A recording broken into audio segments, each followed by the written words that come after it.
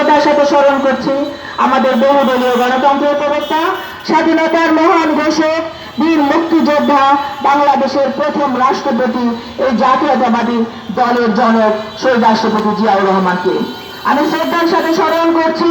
আপসহীন নক্ষত্র যিনি আমাদের মাঝ থেকে প্রস্থান করেছেন, তিনি শুধু বাংলাদেশের অবসর নেত্রী নন, তিনি সারা পৃথিবীর একজন অবসরহীন নেত্রী, দেশনেত্রী বেগম খালেদা জিয়া, আপসহীন নেত্রী। আমি শ্রদ্ধার সাথে স্মরণ করছি আমাদের চেয়ারম্যান জনাব তারেক রহমান, যার বলিষ্ঠ নেতৃত্বে আমরা এখন রাজনীতি করছি। প্রিয় ভাই বোনেরা, আপনারা শুনেছেন শফিকুর রহমানের এই যে নারী নিয়ে যে কটূক্তি, আমাদের হৃদয়ে রক্তক্ষরণ হচ্ছে।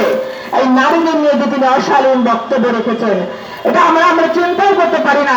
তিনি কি ভাবেন নাই তিনি তার মাকে অসম্মান করছেন, তিনি তার স্ত্রীকে অসম্মান করেছেন। তার স্ত্রী একজন গর্ভবতী মহিলা, তিনি বলেছেন শফিকুর রহমান যে ঘরের বাইরে হয় তিনি নাকি প্রতিটা। তাহলে তার মা যে তাকে জন্ম দেওয়ার সময় হয়তো ঘরের বাইরে গিয়েছিলেন, তাহলে তিনি তার মাকে অসম্মান করেছেন, সারা নারী সমাজকে অসম্মান করেছেন।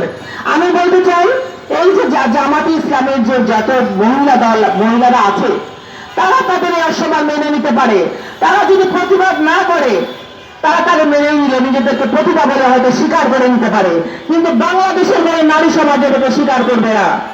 বাংলাদেশের নারীরা যেমন ঘর সামলায়, দেশ সামলায়, সংসার সামলায় এবং নিজেদের ইজ্জত রক্ষার জন্য রাজপথে সক্রিয়ভাবে ভূমিকা পালন করতে পারে ইনশাআল্লাহ। প্রিয় বোনেরা, আমি আপনার ফেসবুকে দেখলাম একজন ভদ্রলোক বলছেন জামাত ইসলামী একটা আলাদা জাতি, আলাদা ধর্ম, একটা আলাদা কি যেন একটা জামাত ইসলামী, এরা মানে বাংলাদেশের কোন সংগঠন নয়, এরা আলাদা একটা সংগঠন, মানে এলিয়েন টাইপের। এটা হলো জামাত ইসলামী। জামাত ইসলামী হলো মানে শফিকুর রহমান হলো সেই জামাত ইসলামের স্বামী, আর ওনাদের নেত্রী সব আছেন স্ত্রী। তো আমরা তো সেটা মেনে নেবো না। আজকে জামাত ইসলামের নেতৃত্বে যারা যে তাদের শিশুরা জন্ম নিয়েছে, তারাও কিন্তু জামাত ইসলামের কোনো না কোনো ভাবে শরীর। জামাত ইসলামের যে বক্তব্যগুলো দিচ্ছে, কিছুদিন আগে ঢাকা ইউনিভার্সিটি মেয়েদেরকে বলেছে প্রতিটা, আমি ভাবতে অবাক হই, এই সেই জামাত ইসলামী যারা যুদ্ধাপরাধী ছিল, যারা তখন আমাদের স্বাধীনতার বিপক্ষে শক্তি ছিল, যারা তাদের নিজেদের মা বোনদের ইজ্জত এই যে বাঘাদার বাহিনীর হাতে তুলে দিয়েছিল, এই সেই জামাত ইসলামী। তাদের বিরুদ্ধে এই মা বোনদের রুখে দাঁড়াতে হবে। যারা জামাত ইসলামী করেন, আমাদের বিদ্রোহ করলেন, যে তারা হয়তো বলেছে যে আপনারা আমাদের জামাত ইসলামী কোনো নারীকে উচ্চ পর্যায়ে নেবে না, কারণ নেতৃত্ব মেনে নেবে না।